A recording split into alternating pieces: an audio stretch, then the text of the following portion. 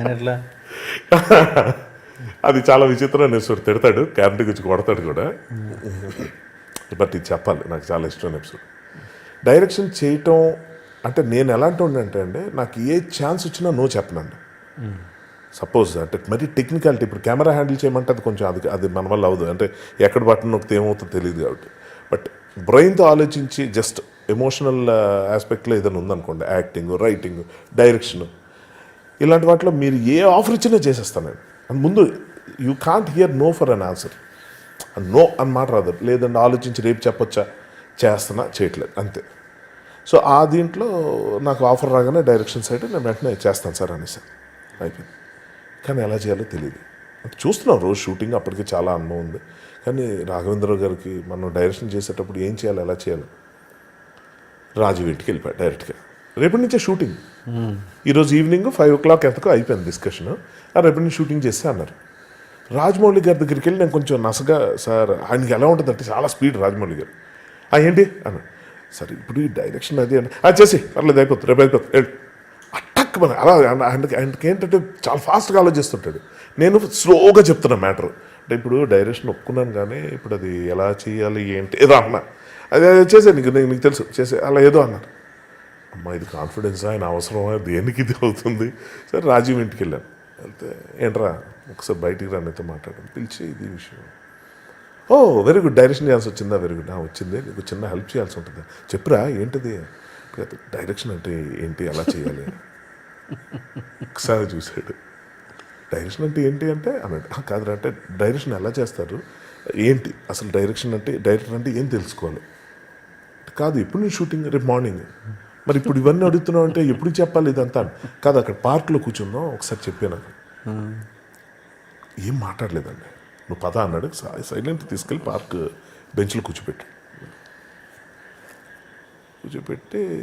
ఏరా మా నాన్నగారు పెద్ద టీచర్, ఇక్కడికి వచ్చేవాళ్ళు అందరూ 1 year 2 years తీసుకుంటారు డైరెక్షన్ నేర్చుకోవడానికి. ఒక్కొక్క దగ్గర ఇన్ని ప్రాక్టికల్స్ ఉంటాయి, ఇన్ని థియరీలు ఉంటాయి, ఇన్ని వర్షన్స్ ఉంటాయి, ఎంతోమంది గురువులు ఉన్నారు. వీళ్ళందరినీ వదిలేసి నువ్వు అర్ధరాత్రి ఆల్మోస్ట్ రాత్రి పడుకుంటున్న టైం నువ్వు తలుపు కొట్టి బయటకు వచ్చి ఒకసారి 10 రూపాయలు ఇవ్వనట్టు డైరెక్షన్ అంటే ఏంటో చెప్పంటావా. సో బుద్ధి ఉందా నీకు, ఏం అడుగుతున్నావు తెలుసా నీకు అంటే నవ్వుతున్నాయి. అదేంటి అలా ఎలా అడుగుతావు, నీకు తెలుసు కదా నువ్వు, మరి ఎలా ఇచ్చారు నీకు డైరెక్షన్ అని. నిజంగా తెలియదురా అంటే నా రైటింగ్ స్కిల్ నచ్చి, అంటే నేను నరేట్ చేసేటప్పుడే ఆల్మోస్ట్ లైక్ విజువల్లా చెప్తుండేవాడు. అది నచ్చి ఇచ్చారు, అది నాకు అర్థమైంది. కానీ తర్వాత ఏంటి, వాట్ నెక్స్ట్ అని తెలియట్లే. అప్పుడు రాజు కూర్చోబెట్టి ఇది నిజంగా వినాల్సిన టాపిక్ అండి. ఇంకా ఆవిడకి అర్థమైపోయింది, దర్ ఇస్ నో చాయిస్, నువ్వు చెప్తావా నేను ఎక్కడ కూర్చుంటా, రేపు పొద్దున్న డైరెక్షన్ చేయాలి. అరే ఇలా ఎలా చెప్తావు, నా డైరెక్షన్ అంటే పెద్ద సముద్రం, నాకు అదేం తెలియదండి. సర్లే బేసిక్స్ చెప్తాను విను. కెమెరా దగ్గరగా పెడితే క్లోజప్ అంటారు, దూరంగా పెడితే లాంగ్ షాట్, మధ్యలో పెడితే మిడ్ షాట్, పైన టాప్ షాట్ అన్న నోర్మూయి, ఈగల్ పాయింట్ ఆఫ్ వ్యూ చెప్పేది నువ్వు, మధ్యలో దూరకు ఇదే వద్దు చెప్పు నువ్వు, దాన్ని eagle point of view top angle అంటారు.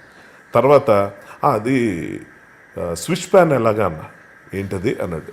అదే స్విచ్ ప్యాన్ టీవీ సీరియల్స్లో జుప్ అని షాక్ అవుతున్నప్పుడు వస్తుంది కదా, అది ఏం ప్యాన్ అదే స్విచ్ ప్యాన్. అడిగి వాడికి తెలియకపోతే తెలియనట్టు ఉండాలి, తెలిస్తే కరెక్ట్ మాట్లాడాలి.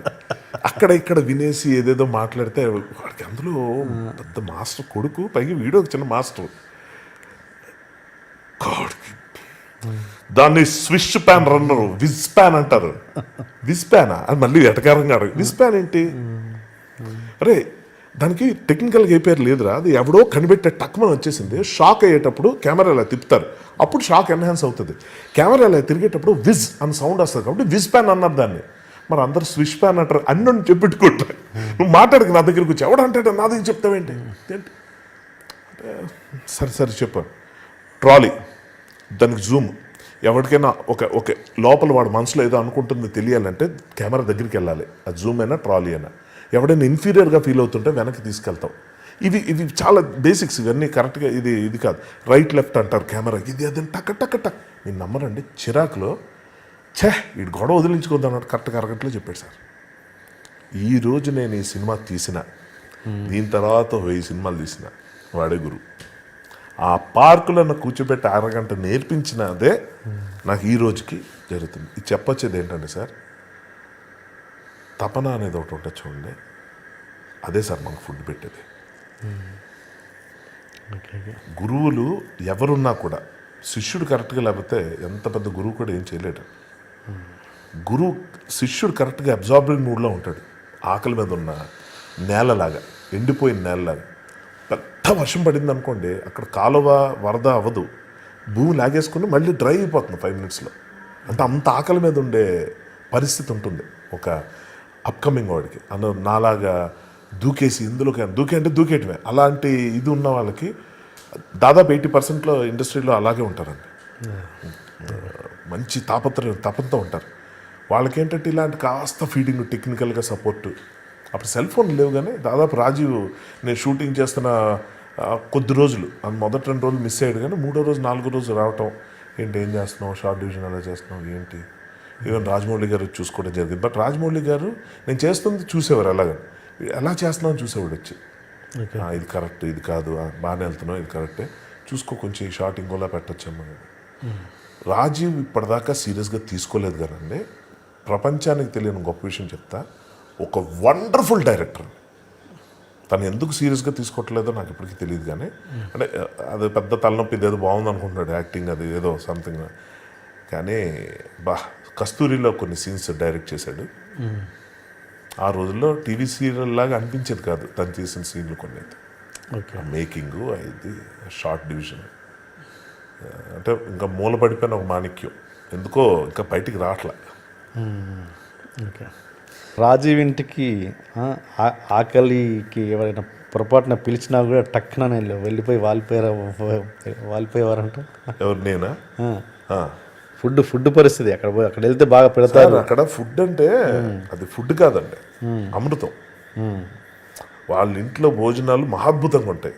రోజుకి ఒక 25 మంది తక్కువలో తక్కువ వెళ్ళి తినేవాళ్ళు ఉంటారు. రాజు వాళ్ళ ఇంటి ఫుడ్ గురించి ఒక మంచి టాక్ ఉండేది. నేనేమో మంచి ఫుడీని, శుభ్రంగా తినే రకాన్ని. ఇక్కడికి వచ్చి ఒక బ్యాచిలర్ లైఫ్ లీడ్ చేస్తున్నా. హోటల్లో అట్లా నాకు కావాల్సిన తింటా, కానీ హోమ్ ఫుడ్ అనేది క్రేవింగ్ ఉంటుంది కదా. ఆ టైంలో ఇలాంటివన్నీ రాజీవ్ మాలాంటి వాళ్ళు ఎంతమంది చూస్తుంటాడు, స్టూడెంట్స్ బోల్డ్ మంది ఉంటారు కదా. ఒక 1 fine day కొంచెం పరిచయం అయిన తర్వాత చూశాడు, రేపు ఇంటికి భోజనంకి. మన పిల్లడం ఆలస్యం, లంచ్ డిన్నర్ అని కూడా అడగలే. పొద్దున్న వెళ్ళి కూర్చున్నా, బ్రేక్ఫాస్ట్ నుంచి నైట్ వరకు కుమ్మేద్దాం అన్న ఇంట్లో. అసలు అది తన ఇంట్లో చాలా ఫేమస్ అండి. చాలా మంది అడిగి మరీ వెళ్తారు, మీ ఇంటికి భోజనంగా వస్తాం. ఓకే, ఆల్మోస్ట్ ఇప్పటికే అదే తతంగా నడుస్తుంది. ఓకే, సరే. రాజమౌళి గారు అయిపోయారు. రాజమౌళి గారు అసలు అప్పుడు ఆయన ఉన్న పద్ధతి, ఆయన ఉన్న క్యారెక్టర్ చెప్పండి. మీరు స్వయంగా చూశారు కాబట్టి, అప్పుడున్న రాజమౌళి గారు, ఇప్పుడున్న రాజమౌళి గారు సేమ్.